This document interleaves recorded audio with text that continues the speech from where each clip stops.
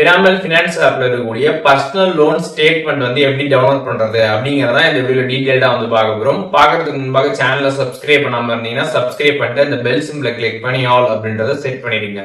வீடியோக்குள்ள போலாம். பிரமல் ஃபைனான்ஸ் ஆப்பை ப்ளே ஸ்டோர்லேருந்து இன்ஸ்டால் பண்ணிக்கோங்க. இன்ஸ்டால் பண்ணிவிட்டு உங்களோட நம்பர் கொடுத்து அதில் நீங்கள் லாகின் பண்ணிடுங்க. லாகின் பண்ணதுமே பார்த்தீங்கன்னா உங்களோட லோன் டீட்டெயில்ஸ் எல்லாமே இங்கேயே ஸ்டார்டிங்லேயே ஷோ ஆகும்.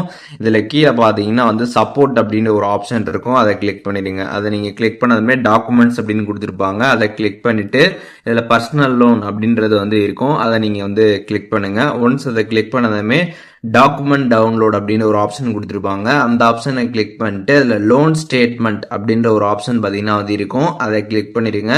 ஒன்ஸ் அதை கிளிக் பண்ணதுக்கப்புறம் பார்த்தீங்கன்னா எந்த டேட்லேருந்து உங்களுக்கு எந்த டேட் வரைக்கான அந்த லோன் ஸ்டேட்மெண்ட் வந்து தேவைப்படுதோ அந்த டேட்டை வந்து கரெக்டாக இதில் வந்து செலக்ட் பண்ணிக்கோங்க. செலக்ட் பண்ணிட்டு கீழே பார்த்தீங்கன்னா டவுன்லோட் ஆப்ஷன் இருக்கும், அதை கிளிக் பண்ணிடுங்க. ஒன்ஸ் அதை கிளிக் பண்ணதுமே உங்களுக்கு அந்த லோன் ஸ்டேட்மெண்ட் பார்த்தீங்கன்னா வந்து டவுன்லோட் ஆகிடும்.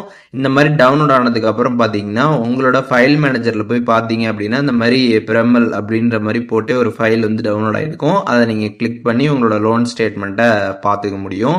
ஸோ இப்போது எப்படி வந்துட்டு பிரமல் ஆப்பில் நம்ம வந்து பர்சனல் லோனுக்கான அந்த லோன் ஸ்டேட்மெண்ட்டை எப்படி வந்து டவுன்லோட் பண்ணுறது அப்படிங்கிற டீட்டெயில்ஸ் தெரிஞ்சிருப்பீங்க. இதில் எதுவும் டவுட் இருந்துச்சு அப்படின்னா கமெண்ட்ஸில் மென்ஷன் பண்ணுங்கள், நான் எல்லாருக்குமே ரிப்ளை பண்ணுறேன்.